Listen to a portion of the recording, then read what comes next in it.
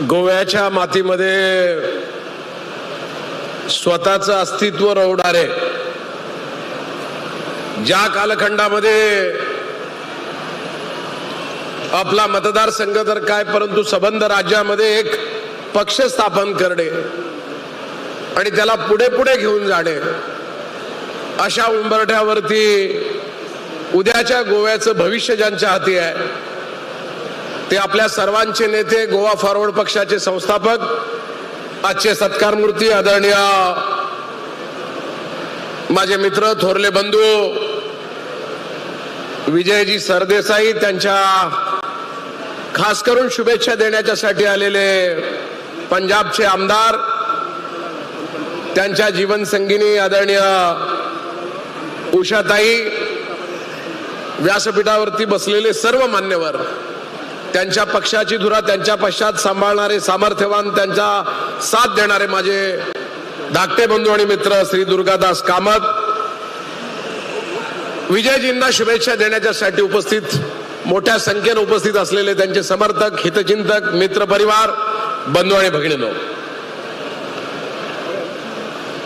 महाराष्ट्रातून मी येतो. महाराष्ट्राचा छोटा भाऊ म्हणून उल्लेख केला तर वावगं ठरू नये. गोव्याच्या भूमीमध्ये आज प्रत्येकाच्या हृदयावरती अधिराज्य गाजवण्याचं स्वप्न ज्यांनी उराशी बाळगलंय ते विजयजींच्या शुभेच्छाची सगळी भाषणं मी ऐकत होतो. मराठी समजते ना सगळ्यांना? आणि मग जी तळमळ या माणसामध्ये, मी ती तळमळ पाहिली. एक महिला भगिनीचं भाषण ऐकलं, त्यांच्या अनेक जिल्ह्याचे प्रमुखांची भाषण ऐकली आणि विशेषतः उद्याचं भविष्य ज्या युवकांमध्ये, ज्या युवकांची चळवळ, कुठेतरी या गोव्यामध्ये सुद्धा त्यांच्या युवकाच्या चळवळीचा एक युवक बोलला, अनेक ज्येष्ठ लोकांनी आपली मतं मांडली. आणि आज महाराष्ट्राच्या विधिमंडळामध्ये आम्ही देखील 2 वेळा नेतृत्व केलं. त्याच्या अगोदर जिल्हा पंचायतीला सुद्धा आम्ही काम केलं. पण इतका अभ्यासू नेता सर्वसामान्यांचे प्रश्न घेऊन ज्या पद्धतीने काम करतोय, हे जसं त्यांचं वैयक्तिक काम आहे, हे त्यांचं कर्तव्य ते समजतात. परंतु सगळ्यांच्या बोलण्यात एक लक्षात येतो की येणारं वर्ष हे गोव्याचं भवितव्य ठरवणारं वर्ष आहे. सृजनशील, अभ्यासू, संघर्ष करणारा, गोव्याच्या मातीमध्ये तळागाळामध्ये जाऊन गोव्याचे प्रश्न विधिमंडळामध्ये ज्या पद्धतीने मांडतात ते मी डोळ्यानं पाहिलंय. समक्ष विधिमंडळात सुद्धा जाण्याची अवधी आणि संधी मला मिळाली आहे. एखाद्या माणसाला आपल्या मतदारसंघाच्या मर्यादा ओलांडून जेव्हा राज्यव्यापी नेतृत्व त्याला फुलवायचं असतं, ते राज्यव्यापी नेतृत्व या माणसामध्ये, याच्या क्षमतेत आहे. ओरेटरी कमांड आहे. सामान्यांचे प्रश्न समजून घेण्याची क्षमता असलेला नेता तुम्हाला लाभला, हे तुमचंही भाग्य आहे आणि त्यांचंही स्वप्न आहे. आणि उद्याच्या त्यांच्या स्वप्नामध्ये जे आता आमचे मित्र पंजाबच्या आमदारांनी सांगितलं की ते स्वप्न निश्चितपणानं गोव्याची लोक पूर्ण केल्याशिवाय राहणार नाही, अशी सुद्धा खात्री माझ्यासारख्याच्या मनात आहे. आजचा काळ वेगळा आहे. पक्ष चालवणं एवढी सोपी गोष्ट नाही आहे.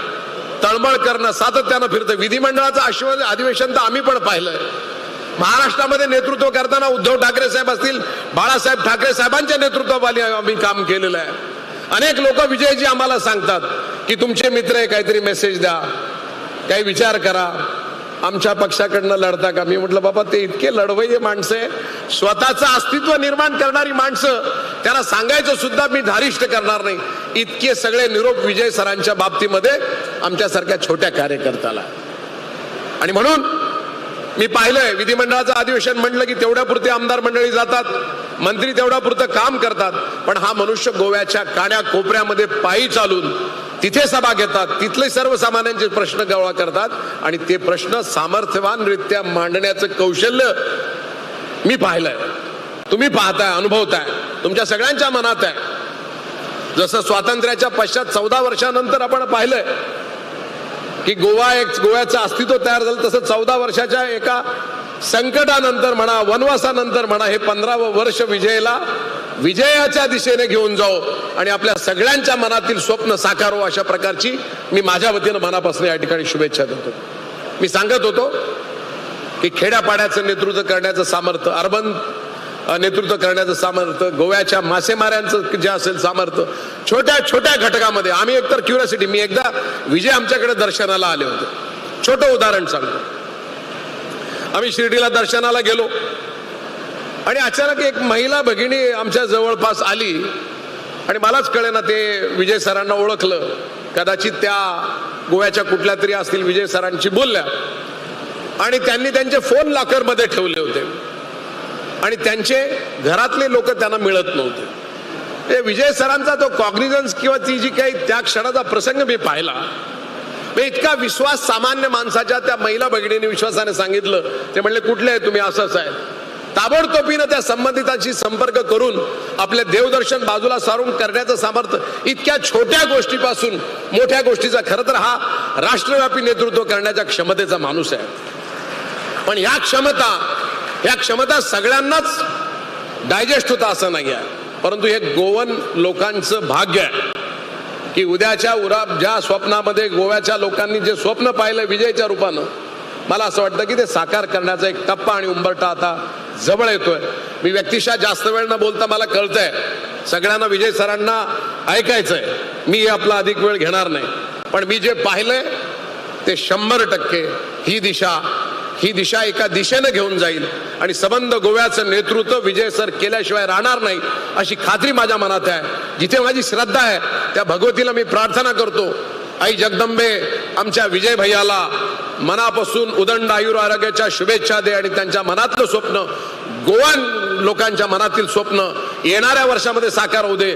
ते स्वप्न साकार करण्यासाठी आम्ही पण आमच्या स्तरावरती जे लागेल ते सहकार्य करू, एवढंच या प्रसंगी बोलतो. मनापासून आमच्या वतीनं, शिवसेना उद्धव बाळासाहेब ठाकरे साहेबांच्या पक्षाच्या वतीनं, महाराष्ट्रातल्या आमच्या मतदारसंघातनं, नाशिक जिल्ह्याच्या वतीनं विजय सरांना खूप खूप शुभेच्छा. धन्यवाद.